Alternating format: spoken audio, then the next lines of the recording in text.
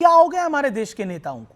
मैं मानता हूं अजीत दादा पवार का असामयिक निधन हो गया, उनकी पार्टी की कमान कौन लेगा, डिप्टी सीएम को लेगा, बहुत सारे हैं। महाराष्ट्र की राजनीति में एक 360 डिग्री का बदलाव आएगा, एनसीपी की राजनीति में 360 डिग्री का बदलाव आएगा, प्रफुल्ल पटेल आगे आएंगे, सुप्रिया सुले आगे आएंगे। वो तमाम सवाल हैं अपने तरीके से, लेकिन ये तो बिल्कुल बेढंगा सवाल ही खड़ा कर दिया गया। हादसा हो गया है, हादसा है, उसको बोला जा रहा है कि इसके अंदर साजिश है, साजिश है, साजिश है। परास किदवई। अमीर जी, आपके शुरुआती एड्रेस में आपने एक बहुत ही इंपॉर्टेंट पंचलाइन बोली। आपने बोली कि जो इस देश का विपक्ष है वो आज की तारीख में मैदान में है। आपको पता है कि इस देश का विपक्ष क्यों मैदान में है? क्योंकि इस देश के प्रधानमंत्री और इस देश के गृह मंत्री मैदान में नहीं है।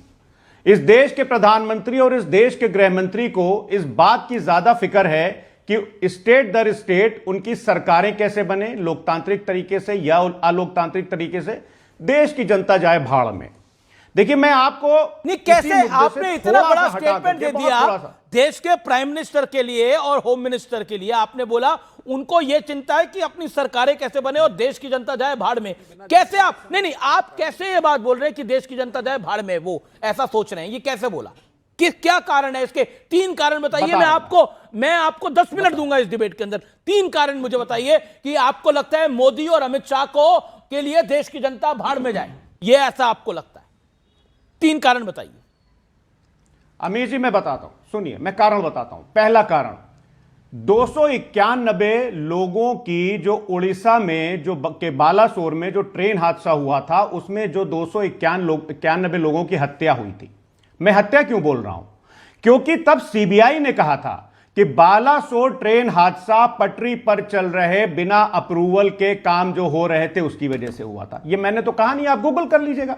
291 लोगों की मौत हो जाती है और सीबीआई बोलती है कि ट्रेन की पटरी पर बिना अप्रूवल के काम हो रहा है, और आप बोल रहे हैं कि मैं ये ना बोलूं और विपक्ष सियासत ना करे।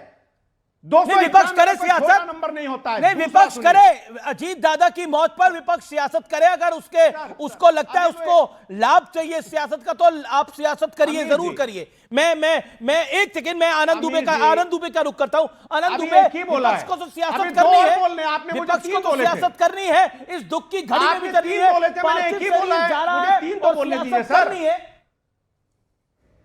तू कह मुझे अमीर जी, मुझे 3 सियासत नहीं करनी चाहिए। बार बार कह रहा हूं कि और दिन आएंगे और समय आएंगे और मौके आएंगे, करेंगे हम सियासत, बट आज के दिन उनकी मौत पर, उनके दुखद निधन पर तो कम से कम सियासत मत करो। समूचे विपक्ष को हाथ जोड़ के प्रार्थना करता हूं कि अपनी अपनी ओर से, अपने परिवार की ओर से, अपने पार्टी की ओर से उनको विनम्र श्रद्धांजलि दो। उनके साथ और 4 लोगों की मृत्यु हुई है, उनके भी परिवार को श्रद्धांजलि दो, लेकिन कम से कम आज के दिन ये चर्चाएं मत करो। ये मैं हाथ जोड़ के कह रहा हूं अमीश भाई, क्यों नहीं सुधर रहे, क्यों नहीं समझ रहे, पता नहीं चल रहा क्या गया। इतने असंवेदनशील हम लोग कैसे हो सकते हैं? जब शरद पवार साहब इतनी वर्ष में इतने बुजुर्ग होकर कह रहे हैं कि चुप हो जाओ, मत कहो कुछ, ये मेरे महाराष्ट्र का एक बहुत बड़ा नुकसान है, फिर भी कोई नहीं सुन रहा है, तो फिर क्या कहें? फिर मैं मौन हूं, मुझे चुप रहने दो अमीश भाई, आज मुझे चुप रहने दो, मुझे चुप रहने दो, मैं नहीं कुछ कह सकता हूं। पूछिए। एक सेकंड, मेरा निवेदन है, शांत हो जाइए। आनंद दुबे को दिखाइए। आनंद दुबे क्यों? आनंद दुबे को दिखाइए स्क्रीन पे। एक सेकंड, आनंद दुबे, क्या आपको लगता है कारण क्या है? वो कह रहे हैं सियासत क्यों ना करें, हम मौका मिला है हमें। अरे कमाल है अमीश भाई, कैसा मौका मिला है? मतलब किस बात का मौका मिला है? एक आदमी जो अपनी सभाओं के लिए जा रहा है घर से तैयार होकर, वो भी सुबह 6 बजे जनता से मिलने के बाद, और 9-10 बजे ये पता चले राज्य को और देश को कि व्यक्ति का आकस्मिक निधन हो गया, उस पर कैसी सियासत यार, कैसी सियासत उस पर? परास किदवई, शर्म आनी चाहिए उन लोगों को जिनको इसमें सियासत ढूंढने को जगह मिल रही है। कहां आ रही है किसी को शर्म? फराज किदवई, शर्म आ रही है? जी अमीर जी, आपने, हाँ, आप देखिए, हम सरकार से सवाल पूछने में जिसको शर्म आती हो आए, हमें शर्म नहीं आ रही और हम सवाल पूछते रहेंगे।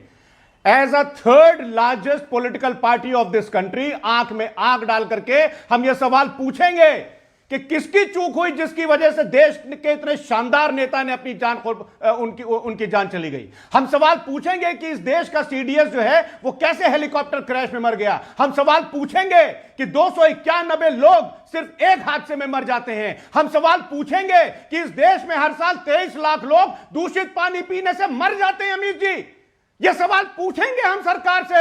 हम सरकार से सवाल पूछेंगे कि झांसी में अस्पताल में आग लगने से 15 बच्चों की मौत हो जाती है और प्रशासन उप मुख्यमंत्री के लिए चूल्हा पड़वा रहा होता है। हम सवाल पूछेंगे अमीर जी। फराज किदवई, सारे सवाल पूछिए, सारे सवाल पूछिए। इतना जोश क्यों आप में भरा हुआ है? एक व्यक्ति की जान चली गई है। जोश नहीं, इतना जोश क्यों भरा हुआ है? जोश नहीं, ये गुस्सा भरा हुआ है। किस बात का गुस्सा है? हादसे होते हैं। गुस्सा संजय गांधी की जान चली गई थी, हादसा हुआ था।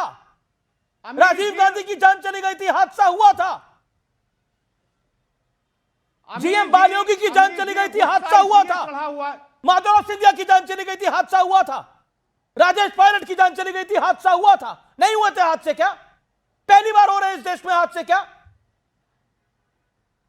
कमाल की बात कर रहे हैं आप लोग। इसका मतलब कहीं कहीं तो अंत होगा राजनीति का। कोविड में राजनीति, कोविड में राजनीति, अजीत दादा पवार के निधन पे राजनीति। अंत करिए इस राजनीति का। किस बात की राजनीति? प्रोफेसर संगीत रागी, मुझे समझ में नहीं आ रहा, मैं आपसे सवाल क्या पूछूं? सियासत तो होनी चाहिए भाई। हमें सियासत होनी चाहिए, सियासत करने दीजिए, लेकिन तब ये सवाल पूछा जाएगा, क्या माधवराव सिंधिया की हत्या करवाई गई थी? क्या संजय गांधी की भी हत्या कराई गई थी? क्या राजेश पायलट की हत्या कराई गई थी? और इन लोगों की हत्या कराई गई थी तो क्यों? खतरे किसको थे? देखिए, सोशल मीडिया उस समय होता तो ये सारी बातें लिखी जाती और बहुत जोरदार तरीके से लिखी जाती। अखबारों के पन्ने से रंगे नहीं होते थे, लेकिन सामाजिक परिवेश में हम जब भी मिलते थे तो यही कहा जाता था, माधवराव की सिंधिया अमुक व्यक्ति ने अमुक कारणों से करवा दिया। जब संजय गांधी की मौत हुई थी तब भी यही बात कही जाती थी। और उस समय के पत्रिकाओं में जो बड़े, जिसे हम कहते हैं नामी टैबलॉयड तो नहीं थे, बट छोटे छोटे टैबलॉयड में इस प्रकार की कहानियां भरी पड़ती रहती थी। कौन उसके लिए जिम्मेदार है? इसके अतिरिक्त जब राजशेखर रेड्डी की हत्या हुई थी तब भी यही कहा गया था कि वो उभरते हुए नेता थे जो केंद्रीय नेतृत्व के आंख में आंख डाल करके बात करके थे। विजय रूपानी के बारे में बात किया जाता। जब विजय रूपानी पर प्रश्न करते हैं तो ये तो लगता है कि जैसे विजय रूपानी की हत्या के लिए वो उस पूरे प्लेन को उड़वा दिया गया। ये कोई तर्क है? ये मूर्खता और ये विक्षिप्तता, मानसिक विक्षिप्तता का लक्षण है। और जोश दिखाइए, कोई बात नहीं है, दोष दिखाइए, लेकिन कम से कम एक रैशनैलिटी शब्द होता है कि कोई अभी आपके पास कोई इसके कारण नहीं है। कहीं कोई ऐसा सुराग होता जिसमें लगता था ये संदेह पैदा करता हो, तब तो बात समझ में आती। कुछ कहना चाह रहे? ये जहाज कितने बजे? नहीं, मैं बिल्कुल आपको मौका दूंगा। ओके फराज, ये जहाज कितने, और सबसे दूसरी बात जो है, इसके पायलट बहुत अनुभवी थे। सबको पता है, सबकी अभी तक न्यूज आ चुकी है कि वहां पर कोहरा था, लैंडिंग की कोशिश की गई थी। अभी तक तो 2 बार दिल्ली में एयर इंडिया का जहाज जो है वो लैंडिंग की कोशिश की और फ्लाई कर गया था। Faraz reply, let Faraz reply. Faraz 40 second. Amir ji, पहले तो मुझे मिसकोट किया गया। मैंने अपने किसी भी स्टेटमेंट में यह नहीं कहा कि खुदा न खास्ता उनकी हत्या की गई, यह हादसा था। मैं पहले भी कह रहा हूं, अभी भी कह रहा हूं। दूसरी बात, अगर माधवराव सिंधिया जी की किसी एयर क्रैश में अगर उनकी मृत्यु हुई तो क्या जो अभी एयर क्रैश हो रहे हैं उनको जस्टिफाई किया जाएगा? Point number 1। पॉइंट नंबर 2, मैं सिर्फ एक सवाल पूछना चाहता हूं, मैं सिर्फ एक सवाल। अभी हुआ ना कि रैशनल बात करनी चाहिए। 2022-23 में 48 कॉन्सिक्वेशनल ट्रेन एक्सीडेंट्स हुए इस देश में, जो कि क्या लॉजिकल है इसमें? क्या लॉजिक है?